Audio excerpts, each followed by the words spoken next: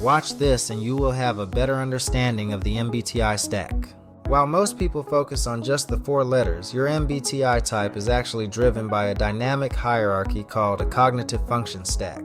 This stack determines the specific order in which you perceive information and make decisions every single day. Understanding your stack is the key to mastering your personality.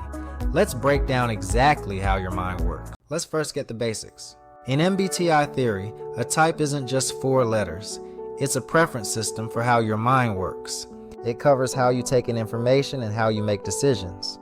Each of those functions can operate in 2 orientations, also called attitudes. Introverted is directed inward toward subjective experience and internal models. Extroverted is directed outward toward objects, people, and shared reality. That gives 8 total cognitive functions, 4 for intuition and sensing, and 4 for thinking and feeling. But you don't use all 8 equally. You have a hierarchy, like a set of mental gears. The core hierarchy is the primary 4-function stack: dominant, auxiliary, tertiary, and inferior. First, what is the dominant function? It's your most preferred mental process. It's the thing you'll do even when you're tired, stressed, or not paying attention. It's the thing you trust first. It becomes your lens for interpreting reality. On the healthy side are confidence, clarity, and stability, working in maturity. But when unhealthy, it can become rigid, arrogant, or even obsessive. The next function is the auxiliary, the support function for balance. Important rule: it is the opposite orientation of the dominant function.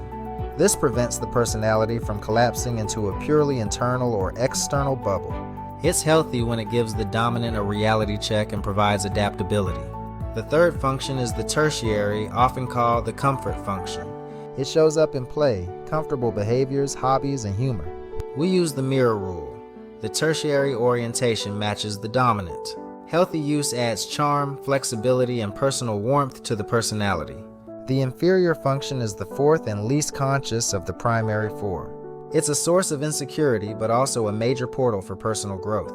When life gets intense, the inferior can erupt badly, causing uncharacteristic behavior. Healthy use increases humility and makes you more well-rounded. That's the core of the cognitive stack. Use it to find your balance. Today, let's break down the reliable rules for building a personality type's cognitive stack. Rule 1. Identify the dominant function letter from the type. Rule 2. The E or I tells you whether the dominant is extroverted or introverted. Extroverted types lead out, while introverted types lead in. Rule 3. J and P tell you which function is extroverted. For extroverted types, this letter tells you exactly what their dominant is. For introverts, the J or P tells you their auxiliary function, because they lead with an introverted dominant process. Then fill in the rest by keeping the auxiliary opposite in attitude from the dominant and completing the set with opposite pairs. Let's look at INTJ. It's an introverted type, so the dominant is introverted. The J tells us the auxiliary is extroverted perceiving. Since they prefer intuition, the dominant is Ni and the auxiliary is T. The stack mirrors into Phi and C. In real life, Ni lives in internal patterns and trajectories, while T organizes and executes systems externally. When a stack is balanced, the dominant provides direction while the auxiliary keeps you grounded and effective in the world. Beyond the main 4 are the shadow functions. These are typically less conscious and appear as defensive moves under stress.